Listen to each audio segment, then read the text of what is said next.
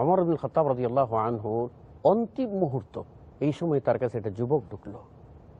দেখেন, লক্ষ্যটা হলো অন্তিম মুহূর্ত, তার কাছে একটা যুবক ঢুকলো। তিনি কিন্তু আহত, কিছুক্ষণের মধ্যে বিদায় হয়ে যাবে, ডাক্তাররা নিরাশ হয়ে গেছে, তবেই বলছে আর সম্ভব না। এই মুহূর্তে একটা যুবক ঢুকলো, তার কাপড়টা নিচে ঝুলানো। তিনি বললেন, বাবা কাপড়টা তোমার টাকনা থেকে উঠাও। কত বড় সতর্ক! এই যে বিষয়টা, এখানে অভিভাবক যারা আছে, মা কেন তার এটা মেয়ে করলেন? এখান থেকে ফুটে উঠছে। কেন এটা করুন? একটা হাদিস আসছে সহিহ মুসলিমের 306 নম্বর হাদিস, কিতাবুল ঈমানের মধ্যে ইমাম মুসলিম নিয়ে আসছেন।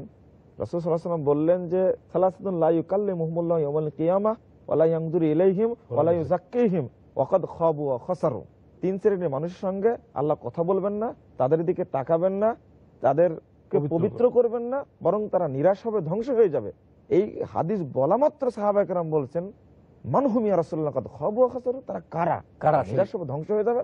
তখন এক নম্বরে বললেন আল মুসবিল, যারা টাকনুর নিচে প্যান্ট কাপড় পরে চলে, তারা হলো এক নম্বরে।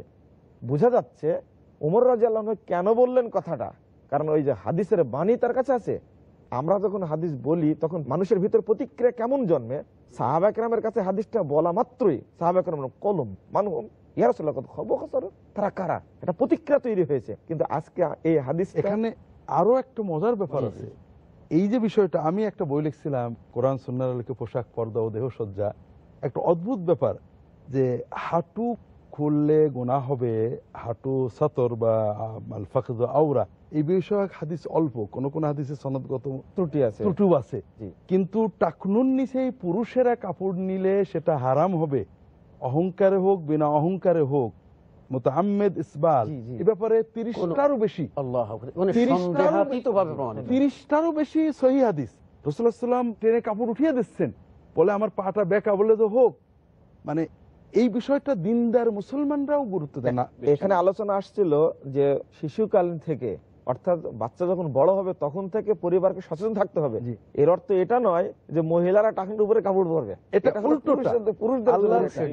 আমরা বর্তমান সমাজে কি হয়েছে, কোন পুরুষ যদি উপরে কাপড় পরে মানে স্মার্ট না, ওই পুরো কাপড়টাই মহিলা উঁচু করে পড়লে স্মার্ট হয়ে যাবে, স্মার্ট হয়ে যাবে।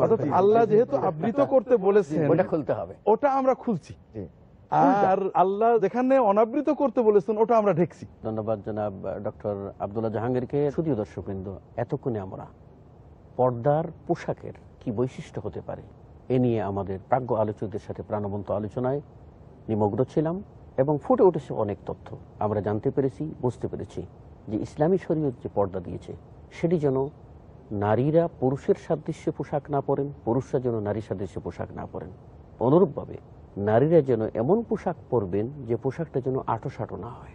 তৃতীয়ত, তারা এমন পাতলা পোশাক পরিধান যেটা করবেন না, যে পাতলা পোশাকের কারণে তাদের দেহ অবয়ব দেখা যায়। এবং চতুর্থত, তারা এইরকম এমন কোনো মডেল বা এমন কিছু স্মৃতি তারা নিজেদের মধ্যে নিয়ে আসবেন না যেই পোশাকটা পরিধান করলে অন্যের লোলুপ দৃষ্টি সেদিকে আকৃষ্ট হয়।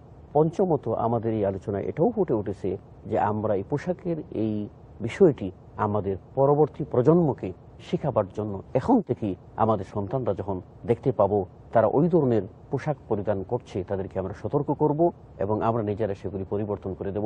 তবেই পোশাকের শালীনতা আমাদের মধ্যে ফিরে আসবে। সম্মানিত সুধীয় দর্শকবৃন্দ, আমাদের বিদায় নিতে হচ্ছে। আবারও আপনাদের সাথে দেখা হবে।